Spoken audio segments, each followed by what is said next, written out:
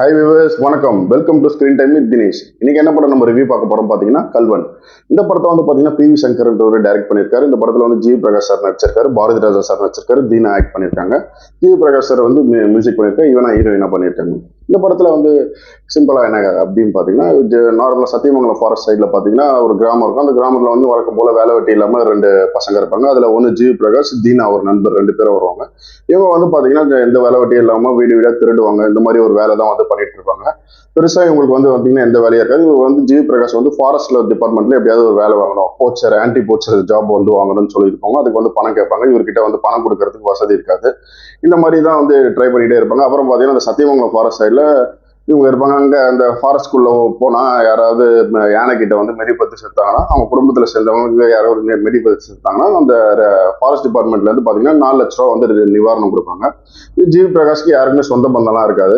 அப்படின்னு சொல்லி ஒரு அநாதாசிரமத்துல ஒரு பெயிண்ட் வேலைக்கு போவார். அங்கதான் பாரதி ராஜா சார் இருப்பாரு. பாரதி ராஜா வந்து தாத்தாவா தத்தெடுத்துட்டு இவர் கொண்டு வருவாரு. இந்த மாதிரி ஃபாரஸ்ட்ல கொண்டு போய் விட்டா யானை மெதிப்பத்து செத்துருவாரு, 4 லட்ச ரூபா கிடைக்குன்னு சொல்லி ஒரு கெட்ட எண்ணத்தோட அவர் பாரதி ராஜா சார் வந்து கூட்டிட்டு வருவாரு. அவர் என்ன நிறைவேறுதா இல்லையான்றதுதான் கதை. இந்த கதை வந்து பாத்தீங்கன்னா ஸ்டார்டிங் ஃபர்ஸ்ட் ஹாஃப் பாத்தீங்கன்னா எதுவுமே இருக்காது. சில காமெடி அந்த மாதிரி தான் போயிட்டு இருக்கும். நீங்க செகண்ட் ஹாஃப்ல லாஸ்ட் ஒரு 20 மினிட்ஸ் வந்து ஒரு 30 மினிட்ஸ் வந்து பாக்குற மாதிரி இருக்கும். பாரதி ராஜா சாருக்கு வந்து ஒரு பிளாஷ்பேக் இருக்கும்.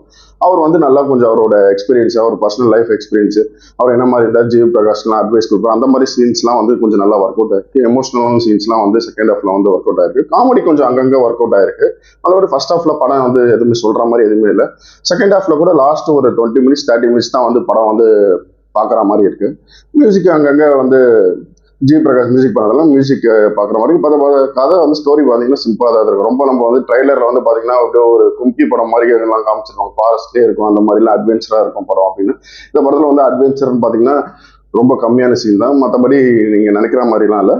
படம் வந்து இந்த ஒரு தடவை வந்து எனக்கு எல்லா படமும் பார்த்துட்டேன். இந்த கோட் லைஃப் கூட பார்த்துட்டேன். எந்த படமும் இல்லை, எனக்கு ரொம்ப போர் அடிக்கணும், ஒரு தடவை நீங்க பாக்குற மாதிரி இருக்கும். மற்றபடி பெருசா சொல்ற மாதிரி இல்லை. இந்த படத்துல வந்து பிளஸ் மைனஸ் அப்படின்னு பாத்தீங்கன்னா, பிளஸ்ன்னு பாத்தீங்கன்னா எமோஷனல் தான் ஒர்க் அவுட் ஆயிருக்கு. மைனஸ் பாத்தீங்கன்னா ஸ்டோரி ஃபர்ஸ்ட் ஹாஃப்ல இருந்து செகண்ட் ஹாஃப் வரைக்கும் பாத்தீங்கன்னா ஸ்டோரின்றத ஒரு விஷயமாவே கொண்டு போகல. இவங்க வெறும் காமெடியை வச்சுதான் வந்து படத்தை நகர்த்திருக்காங்க. ஃபர்ஸ்ட் ஹாஃப் ஃபுல்லாவே காமெடி நடத்துறீங்க, செகண்ட் ஹாஃப்ல காமெடி இது பண்ணிருக்காங்க. ஒரு கடைசியில வந்து பாரதி ராஜா காட்டுல கொண்டு போய் யானைக்கிட்ட மிதி வாங்கி சாவராரா இல்லைன்றதா அதை தான் வந்து ஒரு இது. அது கொஞ்சம் ஒரு த்ரில்லிங்கா கூட காட்டல, காமெடின்ற பேர்ல தான் அவங்க கொண்டு போயிருப்பாங்க. மறுபடியும் இந்த படத்துக்கு என்ன ரேட்டிங் அப்படின்னு பாத்தீங்கன்னா 2 out of 5. கண்டிப்பா இந்த படம் வீடியோ பிடிச்சதுன்னா லைக் பண்ணுங்க, ஷேர் பண்ணுங்க, சப்ஸ்கிரைப் பண்ணுங்க. தேங்க்யூ.